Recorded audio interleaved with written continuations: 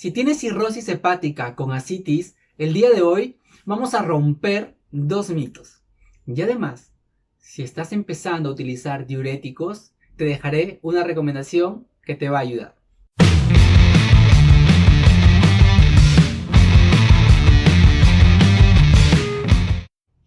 Primer mito. Los pacientes con cirrosis deben tomar poca agua. ¿Y qué hay de cierto en esto? Porque muchos pacientes llegan a la consulta y dicen, doctor, yo tengo miedo tomar agua porque se me va a hinchar las piernas o la barriga siento que va a aumentar de volumen y yo no quiero eso para mí. La verdad es que la causa que aumente la ascitis no tiene que ver con el consumo de agua, sino tiene que ver con el consumo de sal. Es ahí donde está el problema. Entonces, un paciente con cirrosis hepática sí puede tomar agua. Y más aún, si toma diuréticos, debería tomar agua para mantenerse hidratado. Pero, ¿existe alguna situación donde de verdad sí deba restringir la ingesta de líquidos? Sí. Por ejemplo, si un paciente tiene sodio menor a 125 milimoles por litro, este paciente tiene que restringir la ingesta de líquido a 1 litro a 1,5 litros por día. Pero felizmente esto no es lo más habitual.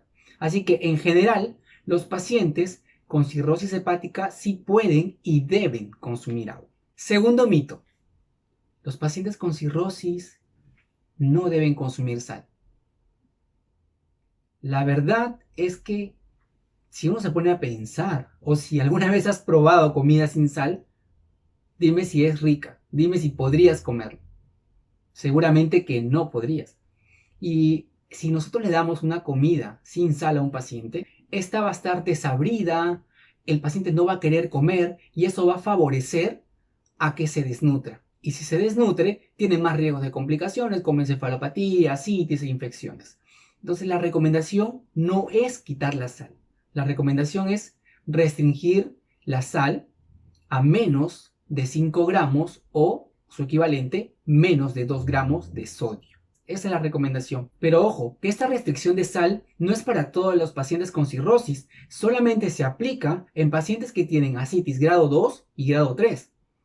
En un paciente que nunca ha tenido ascitis, no está indicada la restricción de sal. Por otro lado, si estás empezando un tratamiento con diuréticos, te recomiendo que tengas un peso diario, porque cuando uno utiliza espironolactona sola o espironolactona más furosemida, tenemos que ver si estamos ante un paciente con ascitis más edema de miembros inferiores o solamente ascitis. ¿Por qué?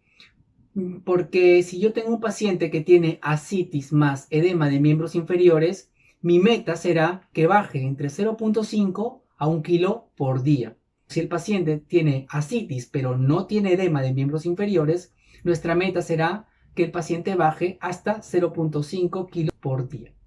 Es importante que tengan en cuenta esto y una vez que tengan anotados los pesos diarios se lo pueden llevar a su médico para que se pueda tener un mejor control. Estoy seguro que esta información les va a ser de ayuda. No olviden compartirla con las personas que lo necesiten, suscribirse a mi canal y también pueden unirse a nuestro grupo de Facebook, el Club de la Cirrosis Hepática, y en Instagram, @el Club de la Cirrosis Hepática. Nos vemos hasta un próximo video. Chao.